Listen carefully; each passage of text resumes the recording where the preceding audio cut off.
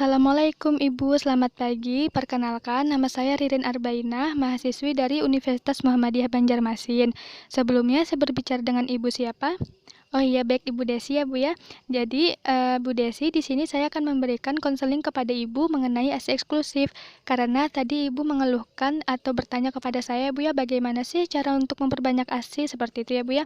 Jadi di sini saya akan memberikan konseling kepada Ibu mengenai ASI eksklusif. Jadi di sini saya akan memakan waktu kurang lebih 10 menit ya Bu ya. Apakah Ibu bersedia? Oh iya, baik Ibu bersedia Bu ya, karena Ibu sudah bersedia. Kemudian juga privasi Ibu sudah terjaga ya Bu ya, karena pintu rumah Ibu tertutup rapat. Kemudian, jadi langsung saja kita mulai ya Bu ya. Bismillahirrahmanirrahim.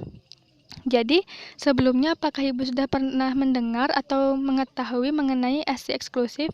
Oh, belum tahu ya Bu ya. Jadi ya Bu ya, ASI eksklusif itu yang dimana bayi itu hanya diberikan ASI saja tanpa tambahan cairan atau makanan apapun, kecuali obat-obatan, kemudian vitamin dan juga mineral selama 6 bulan. Yang dimana apabila anak Ibu diberikan obat-obatan dan juga vitamin itu harus sesuai dengan anjuran dokter ya Bu ya. Kemudian selanjutnya itu ada beberapa manfaat ASI itu sendiri untuk anak Ibu. Yang pertama itu yaitu sebagai nutrisi anak Ibu, kemudian juga sebagai antibodi atau pertahanan tubuh anak Ibu sehingga anak Ibu itu tidak mudah terkena penyakit Ibu. Kemudian selanjutnya itu meningkatkan kecerdasan anak Ibu. Kemudian juga itu mengikat jalinan kasih sayang antara Ibu dan juga anak Ibu. Kemudian juga menghemat biaya obat-obatan, tenaga dan juga sarana kesehatan ya Bu ya, karena Ibu tidak usah lagi untuk membeli susu formula, cukup memberikan ASI saja ya Bu ya. Kemudian juga itu untuk menciptakan generasi muda yang unggul dan juga berkualitas. Kemudian selanjutnya itu ada zat kekebalan Ibu yang ada pada ASI, yang dimana itu sangat bermanfaat untuk anak Ibu. Yang pertama misalkan itu ada faktor bifidus. Nah, faktor bifidus ini yaitu yang dimana itu sebagai proses untuk pertumbuhan bakteri yang menguntungkan dan mencegah untuk pertumbuhan bakteri yang merugikan ya Bu ya. Kemudian selanjutnya itu ada laktoferin. Nah, laktoferin ini yaitu yang dimana zat besi mengikat zat besi yang ada pada ASI sehingga itu tidak bisa digunakan oleh bakteri yang jahat untuk berkembang ya Bu ya. Kemudian juga ada anti alergi sebagai anti alergi, kemudian juga ada zat antivirus polio ya, seperti itu ya Bu ya. Kemudian selanjutnya itu ada beberapa jenis ASI Bu. Yang pertama ada kolostrum. Nah, kolostrum itu sendiri ya Bu ya, yang dimana itu air susu yang pertama kali keluar, kemudian juga itu agak kental ya Bu ya dan berwarna kekuning-kuningan. Nah, biasanya itu kalau di desa itu orang menyebutnya itu air susu basi Ibu, padahal air susu kolostrum ini sangat baik untuk anak Ibu. Kemudian kolostrum ini itu dikeluarkan pada hari pertama sampai dengan hari ketiga ya Bu ya. Kemudian apabila dipanaskan itu akan menggumpal Ibu. Nah, pada kolostrum ini ada banyak mengandung karbohidrat, protein, mineral, dan juga antibodi ya Bu ya, yang dimana itu sebagai proses awal pertumbuhan untuk anak Ibu. Kemudian selanjutnya itu ada air susu peralihan, yang dimana itu air susu peralihan dari air susu kolostrum tadi ya Bu ya. Nah, pada air susu peralihan ini kadar proteinnya semakin rendah Ibu, tetapi kadar karbohidrat dan juga lemaknya itu semakin tinggi ya Bu ya. Kemudian juga volume atau produksi ASI-nya itu lebih banyak dibandingkan dengan air susu kolostrum. Kemudian selanjutnya itu ada air susu matur. Nah, air susu matur ini dikeluarkan pada hari ke-10 dan seterusnya. Kemudian juga air susu matur ini apabila dipanaskan itu ya Bu ya, itu tidak akan menggumpal, tidak sama seperti air susu kolostrum tadi, yang dimana itu menggumpal. Kemudian selanjutnya, nah yang ini Bu, bagaimana sih cara memperbanyak ASI seperti itu? Dia Bu yang Ibu tanyakan.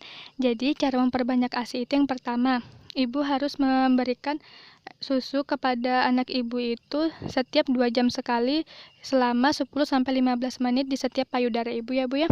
Kemudian selanjutnya, apabila anak Ibu itu tidur, Ibu bisa membangunkannya. Kemudian juga apabila anak Ibu menggunakan bedong, Ibu bisa membukanya sehingga anak Ibu tidak merasa gerah dan juga leluasa untuk bergerak ya Bu ya.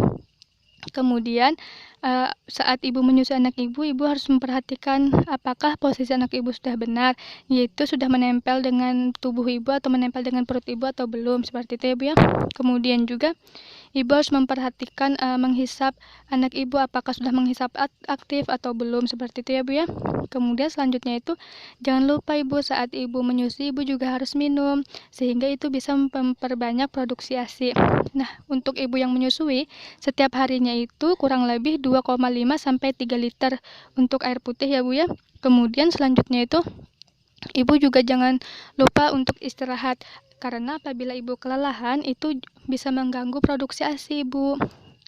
Kemudian selanjutnya itu ada beberapa cara penyimpanan dan juga pemberian ASI perah. Nah, misalkan air susu perah ibu itu ibu letakkan di suhu yang bebas ya Bu ya. Nah, itu bisa bertahan selama 6 sampai 8 jam. Kemudian selanjutnya apabila ibu meletakkannya di lemari es yang dimana itu biasanya kulkas yang 2 pintu ya Bu ya, ibu meletakkannya pada pintu yang pertama yang paling bawah itu bertahan kurang lebih 24 jam. Kemudian apabila ibu meletakkannya di lemari es yang beku atau freezer ya Bu ya, itu bisa bertahan selama 6 bulan ibu.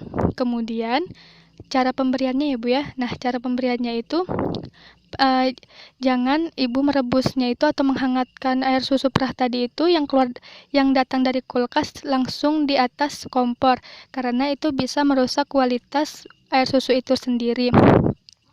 Jadi ibu cukup letakkannya di baskom ya Bu ya, yang dimana sudah diisi dengan air panas sehingga itu bisa mencairkan air susu perah tadi.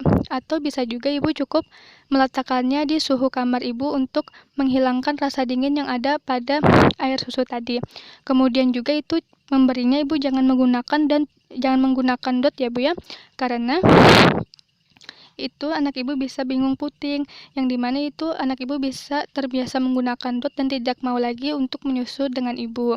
Jadi ibu cukup menggunakan sendok saja untuk pemberiannya. Kemudian selanjutnya itu apakah ibu apakah ibu wanita karir atau ibu rumah tangga? Oh, wanita karir ya Bu, ibu bekerja ya Bu ya. Oh, sebagai guru ya Bu ya. Baik, jadi untuk wanita karir itu sendiri ada tata caranya ibu sehingga ASI eksklusif sehingga tetap melaksanakan atau melakukan ASI eksklusif yang dimana itu saat ibu mendapatkan cuti melahirkan ya Bu ya, itu ibu harus menggunakannya dengan sebaik mungkin. Jadi ibu harus menyusukan anak ibu. Kemudian pada saat masa cuti ibu itu ingin habis, ibu bisa mulai membiasakan anak ibu untuk menggunakan air susu perah sehingga saat nanti ibu sudah mulai bekerja, anak ibu itu sudah terbiasa dengan menggunakan air susu perah. Kemudian pada saat ibu sudah mulai bekerja di tempat kerja ibu itu, ibu jangan lupa untuk memerah air susu ya Bu ya, karena apabila tidak diperah maka itu bisa terjadi pembendungan ASI dan payudara ibu bisa membengkak. Jadi itu dilakukan 3-4 jam sekali ya Bu ya. Ibu bisa meletakkan air susu perah ibu itu di dalam lemari es yang ada di tempat kerja ibu. Kemudian saat ibu pulang nanti, ibu bisa membawanya dan memberikannya kepada anak ibu. Seperti itu ya Bu ya. Baik. Baik dari apa yang sudah saya jelaskan tadi, apakah ada yang ingin ibu tanyakan? Iya Bu ya. Jadi ibu bertanya bagaimana kan ini bulan puasa seperti itu ya Bu ya. Jadi bagaimana cara sehingga produksi air susu itu tetap banyak seperti itu ya Bu ya, pertanyaan Ibu tadi. Baik, saya jawab ya Bu ya. Jadi pada saat bulan puasa ini itu apabila ibu tetap puasa maka upayakan atau pada saat sahur itu ibu meminum air putih yang banyak, kemudian juga makan makanan yang bergizi ya Bu ya. Ibu bila ibu memungkinkan atau ibu merasa ibu sudah cukup untuk minum yang banyak, kemudian ibu juga percaya kalau pada saat nantinya siang hari ataupun dari pagi sampai siang hari sampai buka nanti itu produk ASI yang ibu berikan kepada anak ibu itu cukup, maka tidak apa-apa ya Bu ya. Yang penting pada saat sahur itu ibu cukup minum air dan juga makanan yang bergizi. Tetapi sebenarnya pada ibu yang menyusui itu ada pengecualian ya Bu ya. pada agama kita sendiri, yaitu agama Islam, untuk ibu yang menyusui itu boleh tidak berpuasa dan membayar fidyah seperti itu ya Bu ya. Tetapi apabila ibu ingin berpuasa tidak apa-apa juga ibu, tetapi ibu harus memastikan bahwa air susu ibu itu tetap banyak seperti itu ya Bu ya, sehingga anak ibu tidak merasa kekurangan pada saat menyusu nantinya seperti itu ya Bu ya. Apakah bisa dipahami? Oh ya, baik, bisa ya Bu ya. Jadi, apakah Ibu sudah mengerti dari apa yang sudah saya jelaskan tadi? Oh ya, baik, sudah mengerti ya Bu ya. Jadi, apakah bisa diulangi Ibu, apa saja tadi jenis-jenis air susu? Oh iya, baik, sangat bagus ya Bu ya. Jadi Ibu berarti bisa memahami dari apa yang sudah saya jelaskan tadi.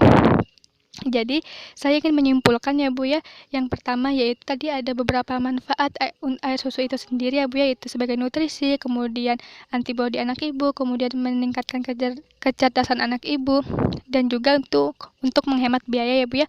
Kemudian juga ada jenis-jenis air susu ya Bu ya, ada air susu kolostrum, kemudian air susu peralihan, dan juga air susu matur. Kemudian selanjutnya dia juga ada cara memperbanyak ASI ya Bu, yang dimana ibu juga harus menyusukan anak ibu setiap 2 jam sekali. Kemudian juga ibu harus cukup istirahat dan juga minum air yang cukup ya Bu ya, yaitu 2,5 sampai dengan 3 liter. Kemudian juga tadi ada cara menyimpan dan juga memberikan air susu perah ya Bu, yang dimana tadi ada yang di suhu bebas, kemudian juga yang dimana itu bertahan 6 sampai 8 jam, kemudian juga yang disimpan di lemari es yang bertahan selama 24 jam, kemudian juga yang disimpan di freezer atau di lemari pembekuan ya Bu ya, di lemari es yang beku, itu bertahan selama 6 bulan. Dan juga pemberiannya itu jangan langsung dipanaskan di atas kompor ya Bu ya, dan menggunakan sendok cara memberinya. Kemudian juga ada cara menerapkan ASI eksklusif untuk wanita yang bekerja ya Bu ya, yang dimana itu ibu harus tetap melakukan memerah air susu ibu saat di tempat kerja. Kemudian saat pulang langsung ibu berikan kepada anak ibu ya Bu ya. Baik. Jadi kenapa sih konseling ASI eksklusif ini sangat penting, atau pemberitahuan mengenai ASI eksklusif itu sangat penting ya Bu ya, karena Allah sendiri ya Bu berfirman dalam surah Al-Baqarah ayat 233 yang berbunyi, yang artinya yang dimana para ibu itu hendaklah menyusukan anak-anaknya selama 2 tahun penuh ya Bu ya, yaitu bagi yang ingin menyempurnakan penyusuan, yang dimana itu bukan yang dimana itu sangat bermanfaat. Jadi yang dimana kita harus memenuhi nutrisi bagi anak kita, yaitu selama 2 tahun itu kita menyusukan anak kita, sehingga kebutuhan anak kita atau nutrisi anak kita itu terpenuhi dengan baik ya Bu ya, sehingga kita bisa menciptakan generasi yang tangguh, kemudian juga untuk meningkatkan kecerdasan anak kita ya Bu ya, anak ibu. Baik, jadi konseling kita sudah selesai ya Bu ya, alhamdulillah. Terima kasih atas waktu yang telah Ibu luangkan untuk saya. Selamat ketemu lagi nanti ya Bu ya, apabila ada yang ingin Ibu keluhkan, Ibu bisa datang lagi ke sini.